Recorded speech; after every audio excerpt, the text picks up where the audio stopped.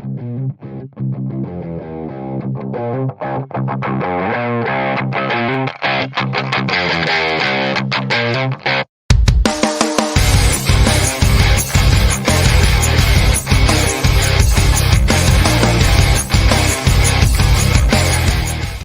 right, hello guys, and welcome to today's podcast. Sorry, we have a little bit of a last-minute change in guest. We were supposed to have Ahmed on today, but unfortunately, just breaking news came in that Ahmed has been kidnapped by the Taliban, so he will not be joining us. Instead, thankfully, the Taliban are very nice. They have sent us a new guest. They have sent us Afghanistan's brand new Minister of Shitposting, Mullah Ahmed Sharif Zai. Please, Assalamu alaikum. Assalamu alaikum, Ahmed Bhai. How are you? Good. Good. I hope you're Settling taking into good care of Ahmed. Oh, yeah. We're good to We have you cannot- here. Please explain your duties and with what you do with the Taliban these days. With the Taliban, huh? Well, just took over a new country and settling into the new job and Yeah. not just doing shit. Are you at Riding four on wives dashing now? cars, Or are working you, out at the gym, and yeah. you must have fair. seen our videos. We're having I fun. have. We're the real fitness freaks, all of them. Oh, yeah. Yeah. Are you at 4 wives now, or are you at like 2 or 3 or 1? Where are you right now? 2. Acha, 2 only. Oh, we're halfway there. That makes sense. Pehle 2 handle karo, uske baad, it's gradual growth, right? Inshallah. Completely understandable. So, what has been your opinion of what is going on in Afghanistan, especially with Afghanistan? We kind of already know what Taliban's opinion is, but what have you made of what is going on with Biden? Because You know, the the world way- knows Buddha kuch nahi karega. You have a weakling sitting in the White House. Yeah, Trump was an asshole. They said, I say again, yes, you need an asshole to run things, you need an asshole not to a run senile things. old. Yeah, I mean, with the have you seen this video? Like, we were thinking, Americans are thinking that bhai kisi na kisi tarah se we need to drive fear into the Taliban. We need to make the Taliban respect us. But on the other hand, Biden and Kamala ko dekh ke, like they must be pissing their pants. exactly. But so on the one hand, you want to drive fear into the hearts of the Taliban. But on the Yeah, other Chitti will hand, do that. there is a leader who does this. So let me share this. There's a leader who's doing this. So this is Joe Biden after he finishes a press conference. So look at this. He just walks off. Mr. President looks at him and it just keeps walking. Oh my God. Like, you can clearly tell that his brain's just not there. His brain's just like peaced out. Like, see you later, man. See you He's next a year. puppet president, man. Basically, Manmohan Singh for white people. That's what he is. You think Kamala Harris is taking all the decisions in the background? I mean, seems like there's some kind of dark forces, like powerful people behind him, all these lobbyists, and I don't know. I think Kamala Just Harris definitely is not just him. Kamala Harris is just waiting in the background. Every morning she wakes up and she's like, is he still alive? Buddha mar gaya. Buddha mar gaya kya? And then they're like, no, he's still alive. We're giving him some horse semen or something to keep him alive. She's like, shit. All right, I'll check tomorrow. And then every day when Joe Biden's walking down the steps, Kamala gives him a little push. And then she's like, oh no, Joe Biden's dead. Oh man, I guess I have to be Just like a president pat, now. just enough to not look incriminating. And Exactly. And then Joe Biden like slowly gets up and she's like, damn it. Fine, that's okay. I'll try next day again. So but sad, man, what's happening. It's really sad to see the downfall of America in our lifetimes, yeah. It is a Isn't that downfall. right? How else do you call it? Like, what was the last war? I was talking to someone. I was talking to someone on like Thursday. I think Kushal or Abhijit. I asked, like, what was the last war that the US won? I think maybe the The one with Desert ISIS. Storm. ISIS bhi kahan? Where did they win? ISIS isn't dead. ISIS isn't gone away. They just changed into something different. I mean, we thought Taliban was also gone. You have a point there. Yeah, Taliban also we thought we were gone, but they were just Yeah. like came out of hibernation soon as these guys left. And Yeah. They said, look, we have time, you don't have time. You can't stay here forever. So we'll go away. no, what they said is the quote was this very good quote was that you may have the watches, but we have the time. Yeah, Hmm. exactly. So that's the thing. Like, and now you have a situation where because of all these wars that America has participated in, none of these wars they have won. There is a feeling in the American population where they want to be much more isolationist in a way. So this whole end all wars, America will not be involved in any foreign wars ever again. That's a very Hmm. strong sentiment in America now. People don't want to be associated in foreign wars. So in a Yeah. way, you are really seeing the end of the quote unquote American empire. Policing of the world, Yeah. and that's the ticket Trump came on, right? That's what he Mhm. said. He wanted America to be non-interventionist. And Yeah. but do you really think it's fair that Biden is getting so much hate, because basically he did what Trump said he would do? And Yeah. I and there is a mean, lot of fake news also. I see, like the way they used to smear and demean Trump. yeah. I see some of that happening with Biden also.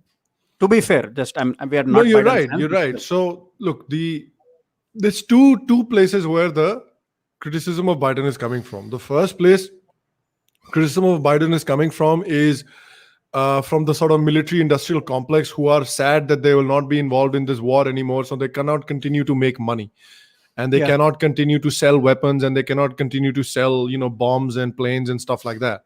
like That, for example, they sold weapons to Iran, yeah, and now exactly. they have to sell more weapons to the U.S. Army to again fight those U.S. weapons. Exactly. It's a So business in the end. Whoever that's wins where or they're loses, the upset. military industrial complex wins. Yes, exactly. So that part is upset, which I don't agree with. Another part of the media or another part of the country that is upset, which I kind of agree with, is the way Biden retreated. So, did you watch that video that Jocko Willink put out that like went really viral? I don't think it was Jocko Willink, was it? It was somebody else. I think it was I know, some Marine or Navy SEAL or someone. yeah, it was Jocko Willink. I don't think it was Willink Jocko Willink. video, right?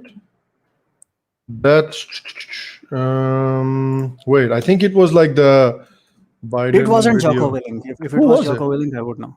Somebody else, some other Marine, I and thought it was Jocko Willink, man. it wasn't Jocko Willink. Wait, let me If it was Jocko let me Willink, no way see. I would have missed it. Ah, yeah, it is Jocko Willink, dude. Look, I'll show you. Is Look, it? yeah, I'll show you. This is the message. See, this is the other part that people are upset with. So the one part that people are upset with is the obviously the military industrial complex, which screw them. But the other part that are upset is how the country pulled out, like the way they pulled out, how quickly it was done, how it was done in a haphazard way, how many people got like left behind and things like that. That's why people are Huh. upset. So this Again, was again, the for that, again, there's an explanation. If you want yeah to listen to the other side, what they are saying is that for months they have been asking Americans to leave, to get out, and yeah this was a known thing that they would get out by this date, and still people don't get out. How is it their fault? The government's fault? yes. So here's so let's watch this. So kahan se shuru hota hai? Yeah, here we go. So this is Jocko Willink basically putting out a statement saying if he was president, how would he have reacted? So this is the video. Afghanistan. We were set to leave Afghanistan this month. And as we began the final drawdown, I made some critical errors. Namely, I underestimated the strength of the Taliban and I overestimated the strength and capability of the friendly Afghan forces. This was my fault. And due to my mistake, the Taliban has taken control of Afghanistan. There are reports now that ISIS and Al-Qaeda are working alongside them. Unfortunately, there are tens of thousands of Americans on the ground there, as well as friends and allies of America on the ground. And these people Americans and our allies are all stranded. And that is my fault. But they will not be stranded for long. In the next 48 hours, America will be in control of most major airports in Afghanistan. Any resistance we meet from the Taliban or otherwise when we seize these airports will be destroyed completely and without. From those airports, we will conduct rapid strike rescue missions until we have recovered and evacuated all our citizens, allies, and friends.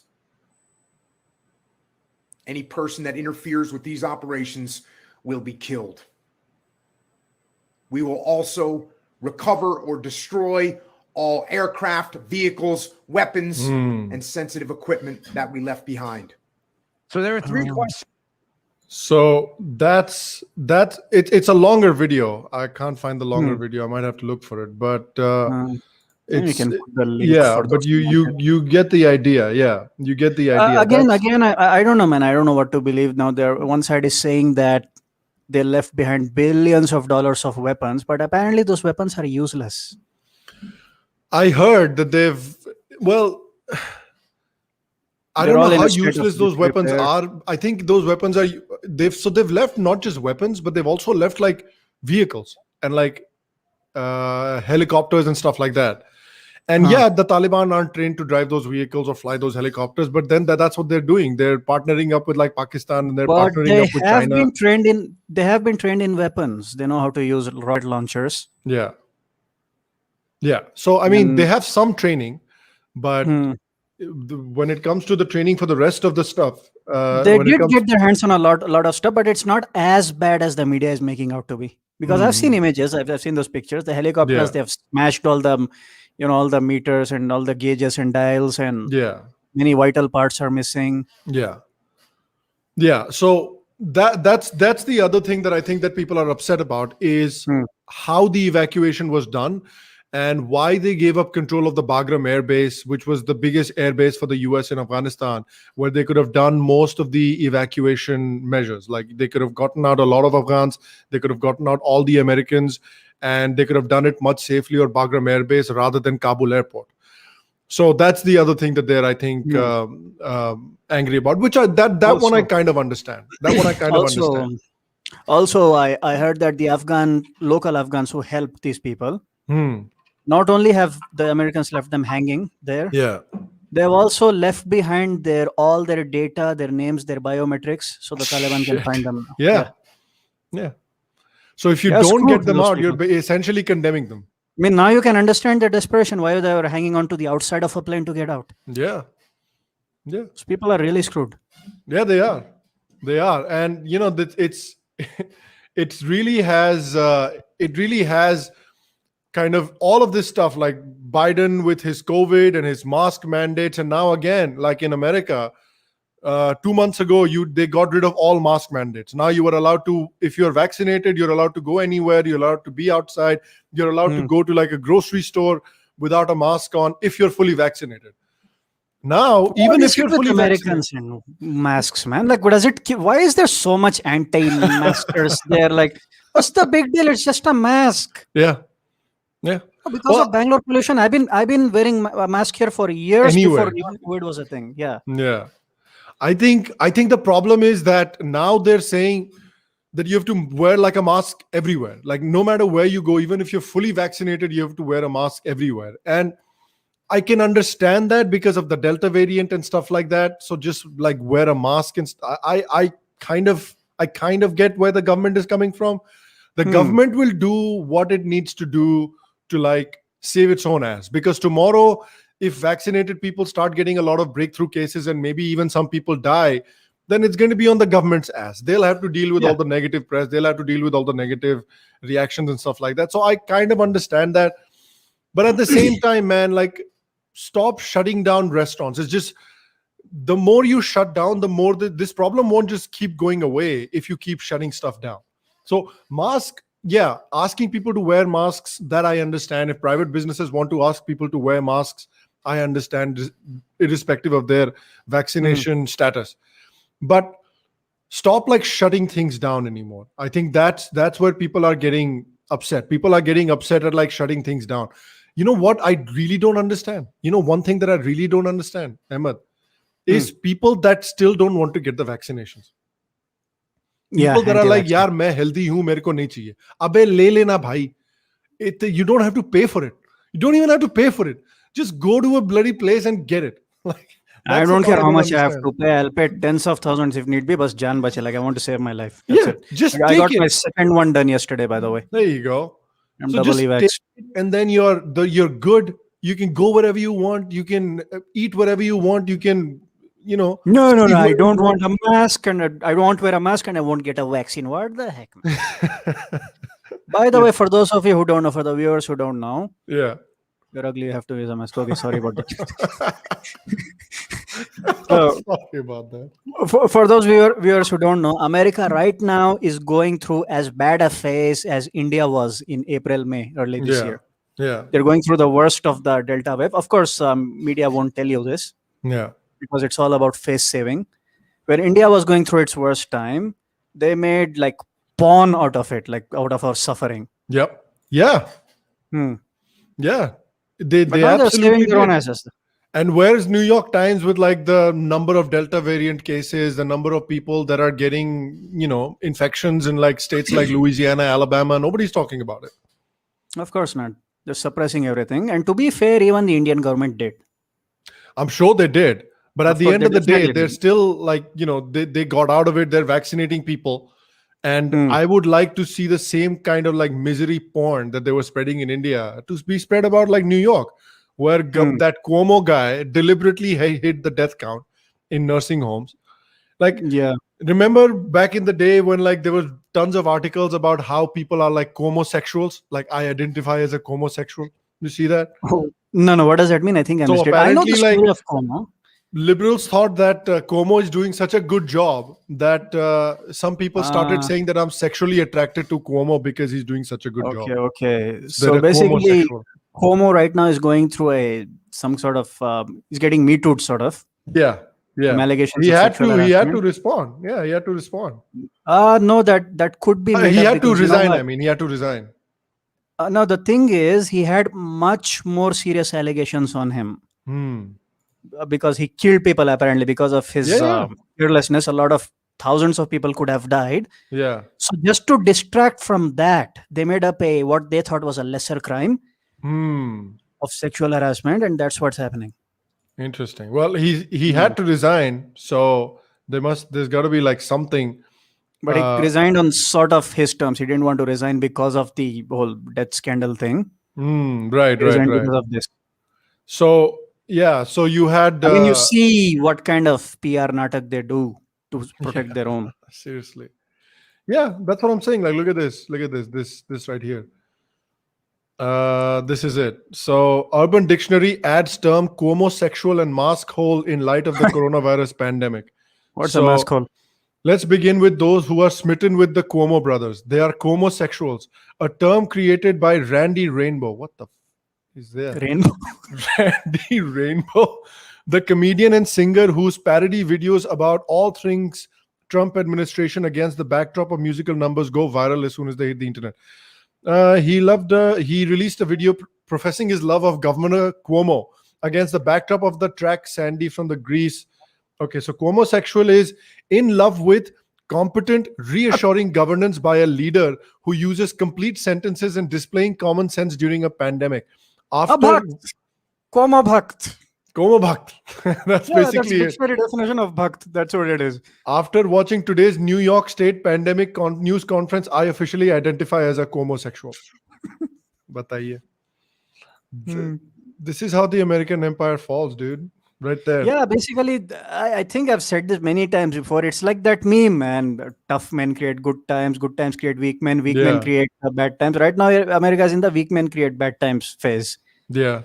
And I fear that is also happening in India right now. You think? You think there's already good times in India? Yeah, at least in the big metros. Because you must be reading about how the GDP went up, like 20% growth. Again, to be fair, that's after a dip, but it seems things are looking good. The Make in India campaign is really taking off. And a lot of positive things are happening. Like, for example, roads are being, everyone agrees, even hardcore anti-government people, that in terms of roads and infrastructure, India is doing very, very well. So that definitely has positive economic benefits. Not that this is the best government in terms of economy. They're still very left-wing, despite what people say. We don't really have a right-wing government in India. We just went for the best of available shit options. Look, everybody is economically, every political party in India is a variation of socialism. Every single one. It's like some kind of a variation on socialism. Pradhan Mantri, ye yojna, wo yojna. That's socialism, man. All the basically, left parties were like, sab kuch free mein denge. And Modi was like, sab kuch free mein denge times 2. Basically, that's what he did. That's how he went. Basically, we wanted a government that was culturally liberal left wing and economically right wing. But ulta ho gaya. It's like that Akshay Kumar. It's like, but it's funny because with Modi, if you look at what's happened with Modi has essentially flanked the other parties from both sides. He has flanked them from the left and he has flanked them from the right. Like in terms of like Hindutva, he's flanked them from the right. In terms of Hindutva and economic policies, he's flanked them from the left as well. Because what is BJP and RSS is Hindutva? I'm not talking about social media Hindutva. I'm talking about BJP and RSS. Even BJP and RSS's Hindutva talks about we need to get rid of caste. We need to get rid of social discrimination. We need to get rid of religious discrimination. And so that's flanking them from the left. Economically also, he's like, beta tumko free chahiye na, har cheez free mein denge. So right now, the other political parties is just trying to find out how to flank the BJP from either side. Basically, he's doing some monkey balancing, keeping everybody happy. But they still beat the drum about that Hindutva and all that. And they will, na? Because look, this whole conference that is happening, have you heard of this dismantling global Hindutva conference that is happening? Dismantle global, because Afghanistan has been taken over by RSS. by the RSS. Bajrang, as you know. Bajrang Dal, exactly. So this priorities, whole thing, hello, do you want to focus a little attention on what's happening in Afghanistan? So what they're trying to do essentially here is they understand that if Hindutva gets accepted as a sort of progressive religious cultural philosophy within Indian politics, then all of these people who are participating in this conference, what will they do? Literally, like it's their jobs are on the line, their existence is on the line. So this is actually a fight for survival. It's just going to be like every other conference, a show, a circle jerk, which achieves nothing at the end. And all these people who keep barking on social media about dismantle the patriarchy, fight the patriarchy. Why don't you go to Afghanistan, man? Your patriarchy smashing skills are really needed over there. Jao na, come on, we can sponsor your tickets. Go. And teach Taliban. You know what my favorite thing from this entire Afghanistan situation and the whole pandemic stuff and Joe Biden's election has been like a few Twitter accounts that have like popped up to cover like how Biden voters are reacting and things like that. And one of my favorite accounts is Biden voters posting their L's online. So you have seen it, right? But there was some guy who put up a tweet recently eating these words publicly one by one. So you keep talking. I'll just look for it. I'll look for it. So basically, this is just a Twitter account that is dedicated to Biden voters who voted for Joe Biden and are now really regretting it. So L, by the way, is slang for loss. Losses, losing loss. So this is David Hogg, big Biden supporters. Dems have done next to nothing for young people since getting elected. That needs to change. If they don't pass gun laws, climate reform, focus on permanent student debt relief, and more, they will lose the Senate and Biden will be impeached. We told ourselves a fable that Biden was competent because we were rightly desperate to free ourselves from Trump. Now Oh, you everyone's miss realizing Trump now. You miss Yeah. Trump now. Yeah, that's Sam Harris was saying Yeah, that. this one. Publicly This eating one. these words, syllable by syllable.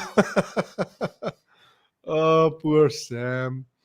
Who's this? So how bad is it really in the US? Like, can you tell us on ground what's happening? Like I told you about India, a lot of Yeah. positive things are happening. Let me just tell you a few things. Make in India is taking out well. See, India was an agrarian economy. Then we went into service. Now Yeah. manufacturing really needs to take off. We should become a manufacturing superpower, like European countries like Germany and maybe like China. Because if we need stuff, we don't want to be at the mercy of China. Yeah. We need to be atmanirbhar, make stuff ourselves, especially in a pandemic time when everyone has a shake apna apna dekh kind of attitude. Yeah. We should be self-sufficient. And I'm happy some initiatives are happening here, like Tesla is coming here in Bangalore. And the dedicated freight corridor, that's another very good move. I hope that will also be completed soon. Yeah. Because railway transport is super cheap, and this is like very strategically planned railway to minimize transportation costs when moving raw materials from one industrial hub to another. Yeah. And railway is the after waterways, after shipping, railway is the cheapest way to transport stuff. So that will definitely help the economy. Yeah. Then again, some negatives to say about BJP is that petrol prices are very high.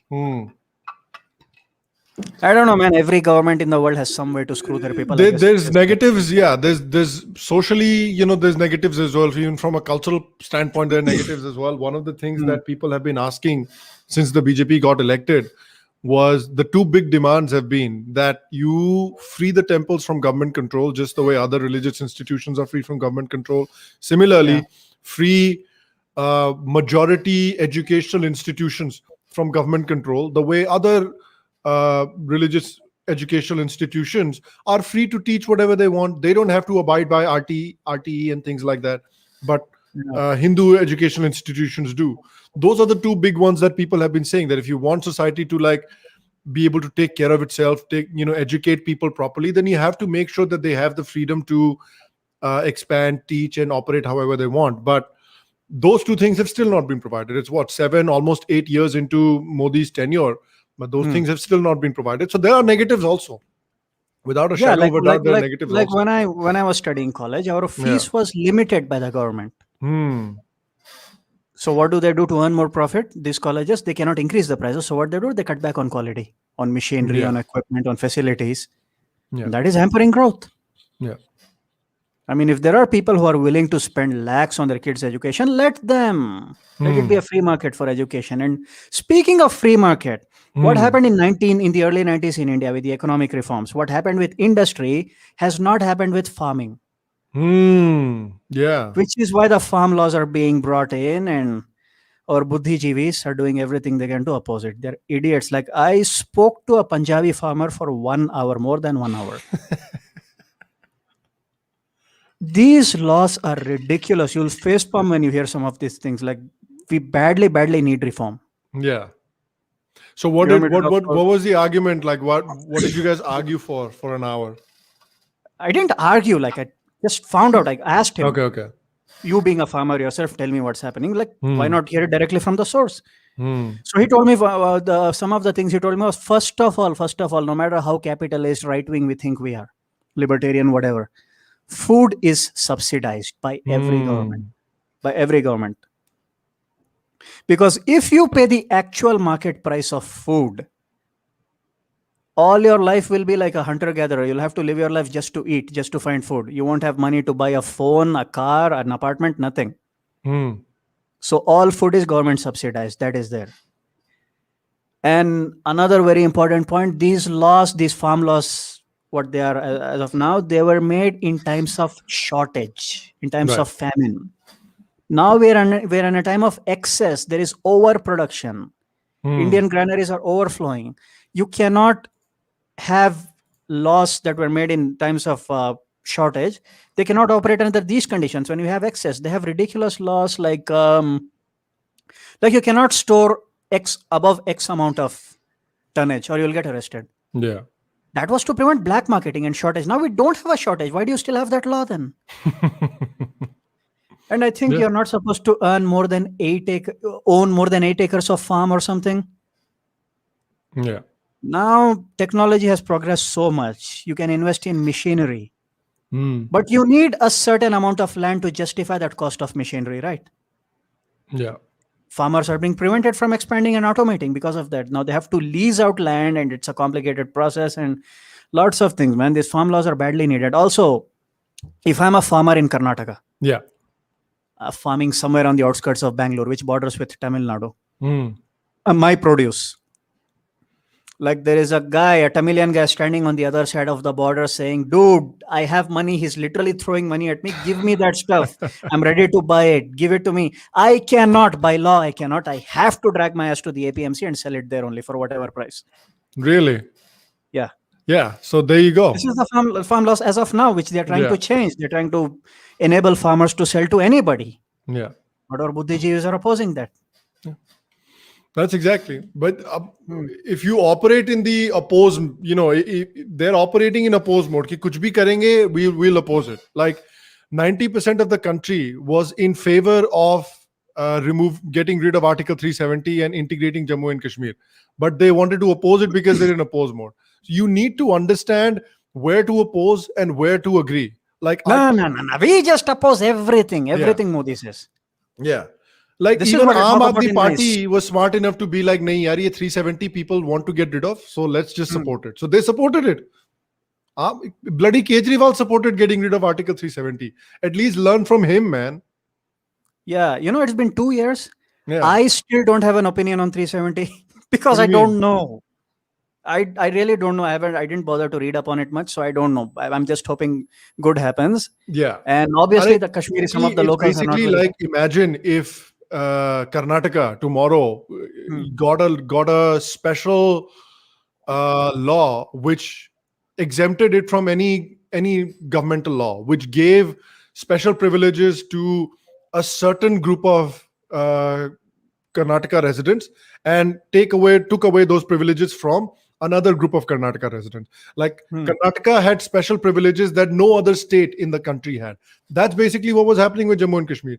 Why would you, if Karnataka can have it, if Jammu and Kashmir can have it, then tomorrow Tamil Nadu can ask for it. Tomorrow Bihar can ask for it. Tomorrow Rajasthan can ask for it. Yeah, We and live some in of a these country where one privileges. country is judged by is run by one constitution, right? So you can't have one country, two constitutions, is what I'm saying.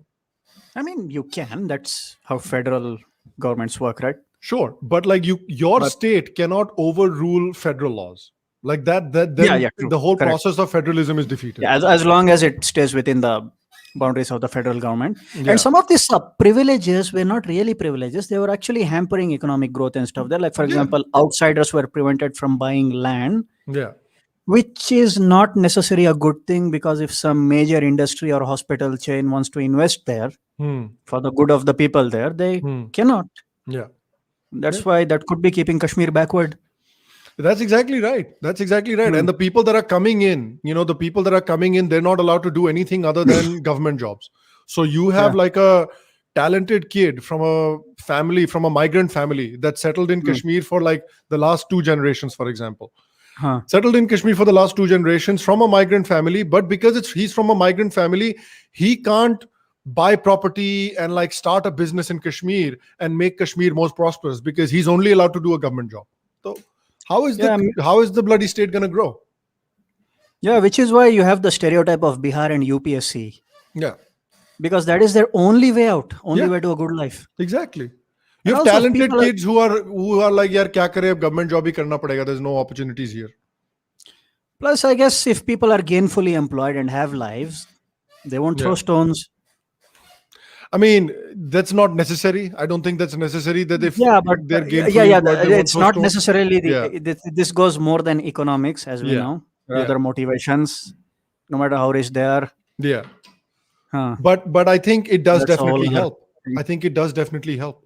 I think maybe some of the fence sitters, some of the moderates will probably, It's not going to be as easy for, folks like Gilani and his ilk of the Hurriyat people to just tell people, ki yaar, ghar pe baithe hue, what are you doing? Come, we'll pay you 500 rupees a day. Go throw stones at the army. They'll be like, no, dude, I have an actual job. Fuck off. You know what I mean? Yeah, exactly. Yeah, that's what's going to happen most likely. So, So Another another one that I wanted to show you. So I showed you Biden voters posting their L's. There's another really good account that I wanted to show you, which is critical race theory L's. So you know what critical race theory is, right? Oh yeah. Let's just run by it once for the sake of our viewers. So critical race theory essentially says that Vidwa Vilap. Yeah, Vidwa Vilap. It's basically a version of critical race theory has been adopted in India as well. So critical race theory essentially says that if you are a white person, if you are a white cisgender male, then there is no way that you can have any problems, or you can have any injustice done against you, or you can have poverty issues or anything like that, because you have a natural advantage over everybody else. So your problems do not matter because you are an oppressor and you have a natural advantage over everybody else. And so that means, by that same logic, that people of color, black, brown, LGBT, Muslims, Mexicans, all those people, they are always naturally oppressed. That means that they cannot be racist and they cannot oppress other people because they have been historically oppressed. They have been historically racially discriminated against. So they don't have the ability to be racist towards anyone. That's why when somebody says that black people can't be racist, that's where it's coming from. That's the progenitor of the idea that black people can't be racist. So that's essentially... snowflake, I'm a whoop your white ass, man. Yeah, that's exactly what it is. But I'm not a racist. So this is from this Twitter handle basically shares stupid critical race theory opinion. So this is: the browning of America will be whiter than we realize. What? Okay, is this parody or real? Because no, this is real. This is 100% real. Wow. The browning of America will be whiter than we realize. This is another one from CNN. White supremacy with a tan. The leader of Proud Boys is a black guy. No, and the guy that's running for California governor right now is a black guy named Larry Elder. That's who this article has been written about. They called him the black face of white supremacy. The guy who runs the leader of the famous Proud Boys, supposedly white supremacist, is a black dude. Yeah. Where is this? There's another good one somewhere. What is this one? Before wondering if your curriculum is anti-racist, ask yourself if you are anti-racist. Even the greatest lesson will fall flat if the person teaching it hasn't done the internal work first. Anti-racism isn't just a lesson, it's a lifestyle. If you can explain this tweet to me, I'll be very thankful. Before I have no idea what this means. What does this tweet even mean? Anti-racism is not just a lesson, it's a lifestyle. The hell? Yeah, basically you don't just study anti-racism in school and just come back and do whatever, adopt it in your lifestyle. That's what she's saying. But if it's a leftist saying that, I doubt their intentions. Look at this. I mean, the message is not wrong, but understand the context here. If you strongly identify as black, you're on the left. If you strongly identify as white, you're on the right. If you do not strongly identify as black, you're on the right. If you do not strongly identify as white, you're on the left. Right? And somebody tweeted as massive L for Asians and Hispanics. That's true. What the hell are Asians and Hispanics gonna do, man? Oh my God. Well, I saw pronouns in his bio. That's all I need to know. Yeah. Yeah, exactly. Look at this. This is the one I was talking about. Larry Elder, this guy, the black guy. Larry Elder is the black face of white supremacy. You have been warned. Amazing. Absolutely amazing. Oh yeah, this one was my favorite. Taliban poetry. Yes, they write poems. And yes, they're surprisingly diverse. Wow. Did you know that? Did you know that the Taliban are extremely diverse and they write poetry and they're very Oh yeah, I saw the video of some Talib. Yeah. He was entertaining his comrades with some poetry. Yeah, exactly. They're so sensitive, man. I don't know why people think that Taliban's a terrorist organization. They're so sensitive. Look at this one. This is from another video. When even video. Muslims are running away from them, that's when you know shit is messed up. That's when you know shit is messed up. Look at this one. This one is one of my favorites. So this lady says, "Stop calling your daughter a princess." Let's hear why. I don't know if this is considered an unpopular opinion, But if you have a daughter, you need to stop calling her princess if you do. The way that Disney has branded the princess is based on her beauty as her most important asset. This term also encourages the damsel in distress that needs to be rescued by a man, and it doesn't focus on their intelligence or integrity or any other character trait. Why don't we call girls scientist, engineer, doctor? Like, why does it have to be something cutesy? Like, oh, yes. Oh, sweet. scientist. Like, no. Oh, My doctor. daughter's father called her princess yesterday, and I had to lecture him again Oh my because God. we do not use that term in this house. Even my own sisters have called her princess, and I will tell them, don't call her that. Maybe I come across as very controlling, but I think it's a very harmful word, and she shouldn't look up to that term. Amazing. I have two major problems with this. Okay. Yes. Okay. Go ahead. Number one, this is what happens when life becomes too easy, when you're too jobless, when you're not living in Afghanistan. Yeah. This is what happens. Okay. You just sit in your comfortable first world country with your privilege and you just make shit up to whine on the internet. Okay. And second, call your daughter scientist or engineer. Hello, madam. We've been doing that in India. Okay. Mera beta engineer banega. And it has not worked out well for us.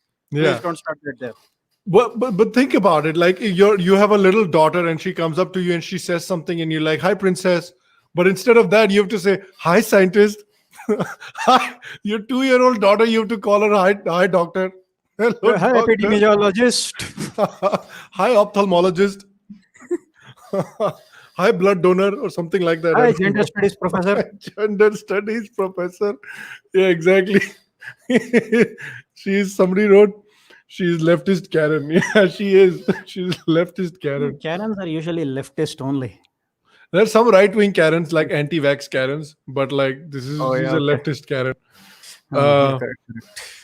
First somebody says first world problems. Yeah, this happens in India also. What are you talking about? Yes. This happens in like South Delhi. We have progressed to the point where we are having first world problems. Yeah. People getting offended because of wrong pronouns and shit. Yeah. Dude, there's so many videos that I've seen about, like, especially if you read like Feminism in India, that magazine. Oh, my God. That magazine shows you that we are becoming a richer nation. Yeah. Like some of the amazing stuff that article has is just, I love reading Feminism in India. I would recommend it to everyone. It's amazing. I mean, it looks like a parody of itself. Yeah, it's like Mad Magazine. People are meaning that seriously and unironically with a straight face. No way. If they are, these people are in need of serious mental health. Mental health professional is needed for them, man. Yeah. And some of these individuals, some of these leftist influencers and whatever, they keep saying shit like abolish gender. Yeah. And I don't know what planet this live on, but I live here on planet Earth. When I step out, nobody has walked up to me and said, bro, gender is a real problem, man. I hope they get rid of it. That is the number one problem in this country right now. Again, this is what happens when life becomes too comfortable and you have no problem. Yeah, you have to make problems up. You have to make shit up. You know, back in the day, you used to have problems by saying, men are bad. We need to support, women need to support each other. And now things have progressed to an extent where now women are also bad. So this lady is now saying that women are also bad. So listen. This is what intersectionality is. Yeah, exactly. That's exactly right. So here we go. I'm definitely going to get a lot of hate for this, but can we talk about how men of color and white women are the same? Okay, I know they're not the same, but I don't know, the way they both don't understand intersectionality or the way they weaponize their privilege while simultaneously victimizing and centering themselves. Just a thought. I'm definitely going to get a lot of hate. What? I don't even understand. So before, white men were bad, but now men of color are also bad and white women are also bad. So now the only people that are good is like women of color and like other genders of color, basically. No, they won't stop there. They won't stop there. See, first of all, they have successfully managed to divide humanity into men and women. Yeah. Okay, they've done that. Okay, so women have their separate. Do you think they're happy with that? No. Even in that, now they'll divide on the basis of race. White women, black women, brown women. Okay, so brown women, black women got their separate thing, whatever. Yeah. Even in that, they'll create some new subdivision. Basically, just keep dividing and dividing and dividing and keep people fighting with each other. This is what they do. Yeah. And when exactly you run right. out of things to divide people with, Yeah. like you have used gender, you have used religion, you may have used race, Yeah. economic status. What else can you use now? Yeah. कुछ Make बचा up ही some नहीं new genders. Make up some new genders. है. Dude, literally, look at this. Yeah, here we go. This is now. So already everybody is now racist, and now Asians are also white people, basically. The whitening of Asian Americans. See? Raising questions about identity and privilege. So Yeah, now it is Asians are actually also white. Yeah. Apparently, And we but, already saw that the black guy that's running for California governor, he's also now white. He's a white supremacist. yeah, and they say that whiteness is not really a race; it's more about a behavior. Yeah. Huh. So So whiteness person has can been be like black. termed to be a behavior, that if you don't agree with the left, that means you're white. That means you're bad. Yes. Yeah, look at that. Taliban is searching for Karens. That's true. Unfortunately, there are no Karens in Afghanistan. No Karens allowed in Afghanistan. Karens only allowed in democratic countries. Yeah. Yeah. It's really sad, man, what's happening there. The women especially. Yeah. Do you think, I feel sorry for them. it is terrible. Do you think that Trump would have handled this any differently? Well, to be fair, I feel Biden is getting a little more hate than necessary. Again, not a Biden fan, but still. But Trump also planned to pull out, didn't he? Yeah. So how is this any different? Again, I think what Jocko although he Willink was he saying, might the have- way they pulled out, pulling out is not the problem. The way they got out is the problem. I'm sure Trump being more sensible than Joe, that's not saying much, but more sensible than Joe Biden, would have planned this better. And again, Trump is an asshole, and I say that with the greatest respect and admiration because you need that kind of personality to run things. Whatever you say about him, people were scared of him. Yeah. They knew they couldn't mess with him. He was very brash and in your face, and people would think 1,000 times before saying anything to him. Yeah. But Biden, unfortunately, no. He's an embarrassment. Yeah. I So I think I would have liked I to would think say- that Trump would at least have a little bit, but he would get out in a slightly more organized way than just a haphazard way. Ki bhaiya, tomorrow, kal maine announce kiya, parson nikal gaye, and thousands of Afghans are basically left to die. So I was hoping he wouldn't do that, but who knows, man? I don't really know. I do Like think that India's his foreign lockdown. policy gets less credit than it's given. Who, Trump? Trump, I think his foreign policy decisions should get more credit. His main thing was being non-interventionist. He didn't like. Yeah. See, he wasn't a politician. He was a businessman. First of all, he was a businessman. He ran the country like a business, Yeah. and he was very worried about all this money going in fighting wars and all that. And he wanted to stop that. At least that's what he said on the surface. But Yeah. then again, he has signed an arms deal with Saudi Arabia. So who knows? I mean, these politicians are more or less the same to some extent. Yeah. Yeah, that's Trump true. is not perfect. Let's not become Trump bhakts, but I'm excited to see what happens with the Modi Biden meeting, because I think Modi is going to America in like late September to meet with Biden or something. And I posted a meme about like what's most likely going to happen in the press conference where they're both talking. So this is most likely what's going to happen if if Modi meets Biden. Modi's like, I would like to thank President Biden for, and Biden's like, you smell like India. what is this? Vatika shampoo? Vatika shampoo. No, sir, this is Patanjali. I like some of that. Come on, man, give me some. Come on, man, give me some of that Patanjali. Oh my God, look at this. Joe has always had a problem with pulling out. For example, Hunter Biden. That's true, dude. That's so true. Oh man, yeah, I love Biden memes. I've been really enjoying all of these Biden memes a lot as well. What do you have you seen the way, what's his name? Naseeruddin Shah got attacked? Have you No, followed the whole Naseeruddin Shah controversy? No, not really. Basically, Naseeruddin Shah just said that he doesn't like the fact that there is a section of Indian Muslims that are supporting the Taliban. And he says true. we shouldn't support the Taliban. We shouldn't, because the people, again, I say the people who are running away are also Muslims. Yeah, exactly. And so that's what he got attacked for. He's like, don't tell people who to support and who not to support. And I'm like, dude, you can't even ask people not to support the Taliban anymore. Like, who are you allowed to criticize if you're not allowed to criticize the Taliban? I didn't get it. What was wrong with what Naseeruddin Shah said? He's asking people not to support Taliban, right? I don't know. This journalist posted why did he get trolled? Because some journalists posted that Naseeruddin Shah is a non-practicing Muslim. He doesn't get to decide what Muslims should do, what Muslims shouldn't do, and shit like that. Speaking of non-practicing, are the Taliban 100% compliant with Islamic laws? I mean, don't they trade in opium, which is an intoxicant, which is explicitly forbidden by the Quran? There you go. Yeah. And I also heard rumors, I don't know if this is true, that they also indulge in bachabazi, which is a very disturbing practice. Yeah. Yeah, I've never seen any, I've never heard to what level that happens, but I always keep hearing that something like that happens there. But you could never tell, man. Maybe this is also propaganda by the US, atrocity literature to make them look bad and make themselves look like the saviors. You never know. Never know. But yeah, I just just find that too, whatever little I know about Afghanistan, because, well, basically Afghanistan has no cultural power, so we know very little about the country. Yeah.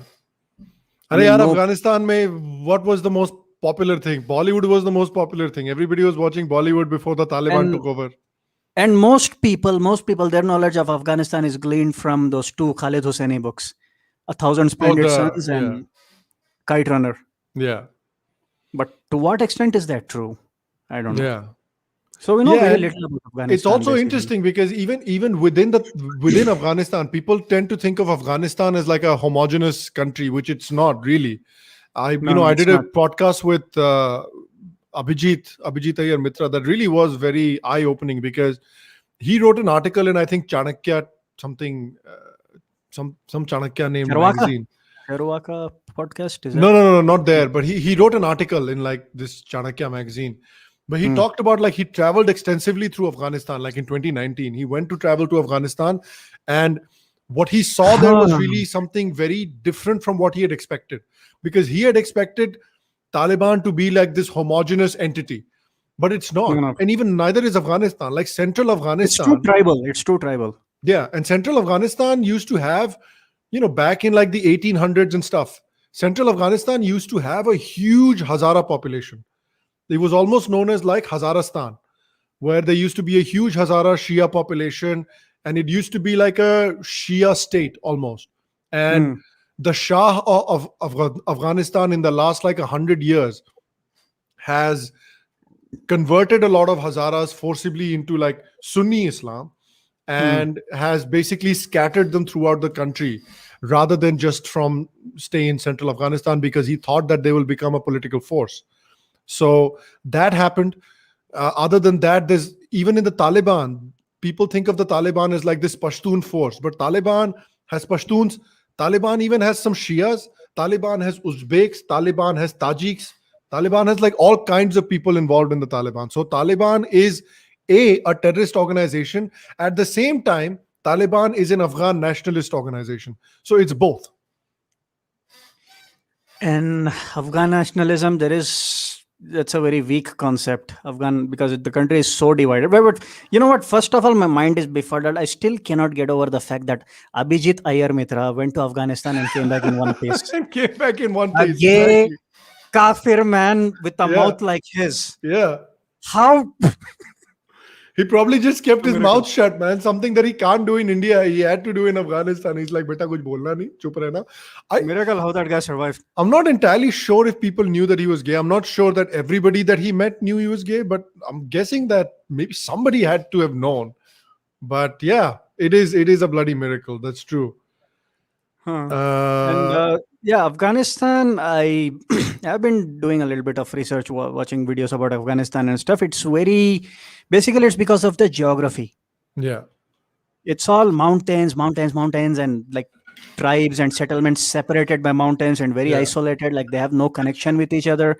And the country doesn't even have communication like us, communication infrastructure, because it's very underdeveloped. Yeah. And the reason why Afghanistan is so difficult to conquer is basically what happened in 300. Xerxes' army was huge, but what use was it? No matter how huge it was, any benefit was negated by the fact that you had to go through that small passage. Yeah. And multiply that by 1,000 times, and that is Afghanistan. That's Afghanistan. It's a mountainous area. People no matter can. how powerful the US military, or Russian military, or even the British before them were, you had to go through that small pass. That was your only way in. Yeah. They just had to block that, and that's it. They would just come there, block, shoot, and go hide back in the caves. The other big problem is something that people haven't really noticed or realized yet, which is again, which is the biggest mistake that the West made, that the Western powers made, particularly America. The biggest mistake that they made in Afghanistan was that they thought that getting rid of the Taliban from Afghanistan means the Taliban is gone. That's what they thought. Getting rid of the Taliban from like Kabul, Mazar-e-Sharif, all the big cities means the Taliban is gone. They thought that working with Pakistan to eliminate the Taliban is going to be a good strategy.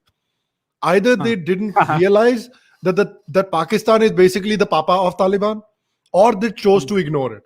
If they chose to ignore it, if they didn't realize it, then they're stupid. If they chose to ignore it, then they're even more stupid. And I think they did both.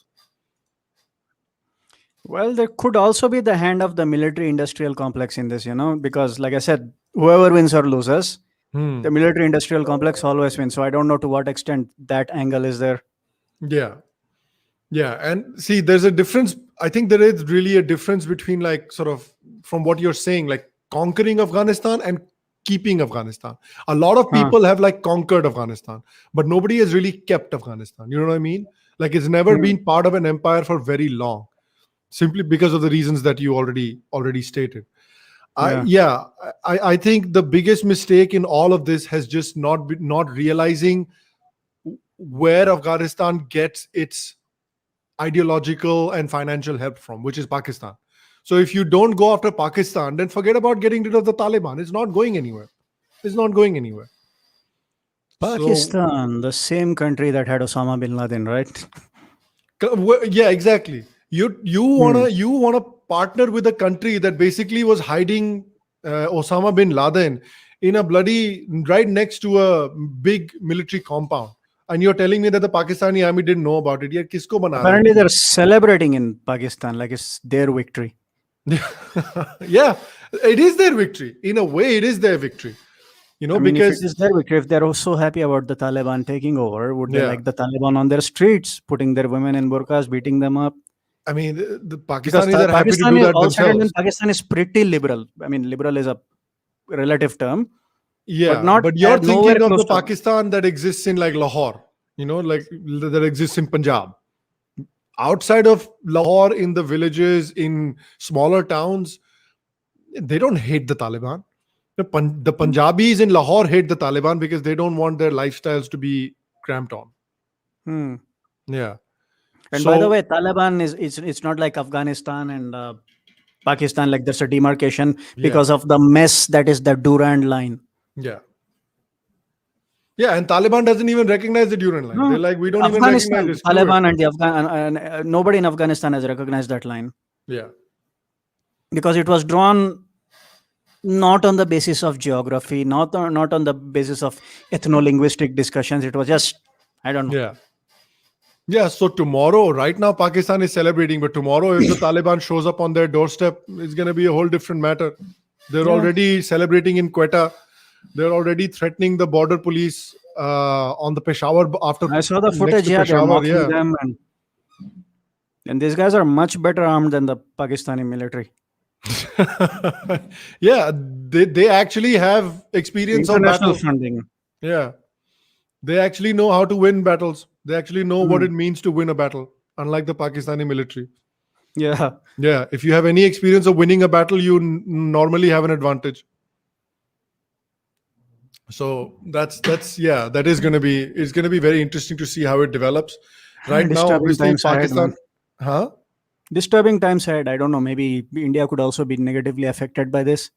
I mean, it will be, I think, because at least initially, I think there's going to be an increased terrorist presence in Kashmir. They're going to funnel some Talibanis towards Kashmir, at least initially. But then I think it's important to see what the Taliban wants to do with Pakistan. Does the But Taliban then again, want to just accept the Stanexai and has move reached on? out to India. Stanexai has reached out to India and said, the Taliban commander has reached out to India and said, we want to keep relations with India good. So I don't know how far can we trust them, because I don't know, what do the Taliban think? Because India is very different now than what it was 20 years ago. We are very militarily and diplomatically, we've come a very long way. We're very strong now. Yeah. I don't know. Does Taliban want to mess with India? Won't be wise. Yeah. It's funny because on the one hand, they say we want to maintain good relationships with India. On the other hand, they're giving statements like we will raise the voice of the Kashmiri Muslims. So decide. You know, does the Taliban really have a vested interest in this? Would they really want to support the Kashmiri separatists? I don't know. I mean, the Taliban says that they will raise the voice for Kashmiri Muslims. So which Taliban do you want to believe? The Taliban that says that they want good relations with India, or the Taliban that says that they want to raise the voices of Kashmiri Muslims? Because I mean, we still haven't forgotten We still haven't forgotten the Kandahar hijacking. Exactly. So which one do you want to believe? You want to believe the Taliban that has a track record. The Taliban that has a track record is the antagonistic Taliban. Now, Abhijit made the point that India should be engaging with the Taliban, because the Taliban is not a homogeneous entity. So you engage with the Taliban that is going to be supportive of India, that is going to be friendly towards India. And because they are Afghan nationalists, along with being terrorists, they're also Afghan nationalists. So they, generally speaking, a lot of Afghans have a lot of goodwill for India, because they have seen the kind of work that India has done for Afghanistan in the last 20 years. All the infrastructure projects and things like that. Yeah. So it is up to India to see how they can leverage that goodwill that they have built up with Afghanistan, with normal Afghans in the last 20 years. I mean, if those people remember the goodwill and are grateful, they turn around and stab us in the back, then it's a different story. Yeah, that's a different story. So I think it's going to be very interesting to see what India does. I think India is just right now playing the wait and watch game. India hasn't said anything yet. Some countries have recognized the Taliban as the new government, like Russia, Turkey. Turkey did, Pakistan did, China did, I think already. Of course, Pakistan did. Yeah, of course. So I think the rest of the world is kind of just waiting a little bit right now. I guess the Uzbeks and Tajiks are against them, I think. I think so. And also, I wonder what other Muslim countries are thinking, because if Taliban is going to partner with China, who is doing to Uyghur Muslims, all these horrible things, then what kind of Muslims are you, man? If you don't give a shit about the Uyghur Muslims, then why are you raising the voice of Kashmiri Muslims? Raise the voice for Uyghur Muslims. Yeah, by Islamic laws, China should be considered Dar al-Harb. Yeah. Land of war. And on top of that, they're oppressing Muslims. They're actually oppressing Muslims. Yeah, they've taken a mosque. They have turned a mosque into a public toilet in China. Dude, Muslims are not allowed to keep beards. Muslims are not allowed to pray. Nothing. They're undergoing complete re-education in those camps, where they're saying, forget your religion, forget everything. You're a communist. That's it. I don't know. Yeah. So if Taliban wants to talk, they really should be talking about what China is doing to Muslims. And they're killing their own Muslims, by the way. Forget China. Yeah. Yeah, killing their own Muslims. They're murdering teachers. Yesterday or something, news was coming out that they brutally murdered a female police officer, because how dare a woman be a police officer? And a couple of months ago, they murdered a comedian. Yeah. Comedian, musicians, a very famous Andarabi musician was murdered. And this comedian, living in an actual fascist authoritarian government, he never got to be a big YouTube star. No. He never got to sell out 1,000 seaters. Never got to write an article for the New York Times. How Modi is murdering innocent people. Never got to write an article for them. Nothing. Yeah. Bichara just used to make, local comedy, used to do some mimicry. Then TikTok Taliban picked him videos up and murdered him. yeah. Yeah. So this is the reality of these so-called Muslims, wanting to speak for other Muslims. At least speak for the ones in China and then talk shit about other countries, dude. Come on. Yeah. Well, anything else to add? Oh yes, big announcement. Yes. After more than 7 years, I'm coming to North India. This weekend, I'll be in Delhi. I'm doing my show there. Where? I'm doing my show on 12th September, Sunday, 8 o'clock. I'll be doing my new Hindi 1 hour special, my 1 hour solo in Happy High, Delhi, Shahpur Jat. Oh, Shahpur Jat. Nice. Nice. I don't know what that nice means. Area. But, nice. It's a nice area. You'll see what I mean when you go there. Yeah. So once again, Sunday, 12th September, Shahpur Jat, 8 p.m. I'll be there. Okay. You can find the ticket link on my social media, on my Instagram, Facebook, Twitter. So come over. Recording the show. I'm taping the show. And next weekend again, I'll be in Chandigarh. Okay. On Saturday, 6:30, I'm doing a show in Laugh Club over there. So you can catch me there as well. So Chandigarh Laugh Club next week. Yes, Saturday. Saturday, next week, Saturday. And when is Delhi? Delhi is Sunday. Delhi Sunday and Sunday. Saturday. Delhi is Sunday. Okay. And where can people find all that information? On my social media, the book my show link is posted even on my YouTube. Under each video description, I've put it. Okay. So get your tickets there. Come and see me. Yeah. If you're in Delhi, you want to watch some comedy on a Saturday night. And if you're in Chandigarh, you want to watch some comedy on the weekend, go check it out. Delhi Sunday night. Oh, Delhi Sunday night. Saturday. So Delhi Sunday night, Chandigarh Saturday night. Go check out some comedy. Follow Ahmed Shariff at where? Twitter at the Ahmed Shariff, Instagram at the Ahmed Shariff 2, because I deleted the first one. And Facebook, just search for my name, and of course there's my YouTube. Yeah. And the stuff that I'm doing this time, it's very different. After 10 years on and off in the stand-up industry, for the first time I feel I've written stuff that I really feel, So basically what made me famous on Twitter, the stuff that I post on Twitter, I have put all that into a stand-up set now. Oh wow. Okay. Yeah. And it's in Hindi. So we can assume that it's non-woke comedy. More than non-woke, it's anti-woke comedy. Right. I take big dumps on wokes, right, on all the holy cows of woke culture. And yeah, the have crapped on the left wing or right wing also a little. That's what people enjoy in comedy, right? Yeah. Like hit everybody, be an equal opportunity offender is what I say. Yeah. Yeah. All right. Well, guys, check out his show. If you're in Delhi, you want to watch some comedy, go check it out. If you're in Chandigarh, you want to watch some comedy, go check it out. You know all the social media information. Other than that, if you like today's episode, make sure to like, share, subscribe, comment, abuse us in the comment section as well. All of that stuff is fun. We will see you for the next episode on Thursday. We'll do our meme review. Actually, we're going to be doing something different. So go to the subreddit. If you haven't already joined the subreddit, join the subreddit and read the announcement. We're going to be doing something different than the meme review on Thursday. So go check it out and post your memes. Original memes will be prioritized, obviously. Other than that, we'll see you next time. Stay happy, stay healthy, and we will see you next time. Bye-bye.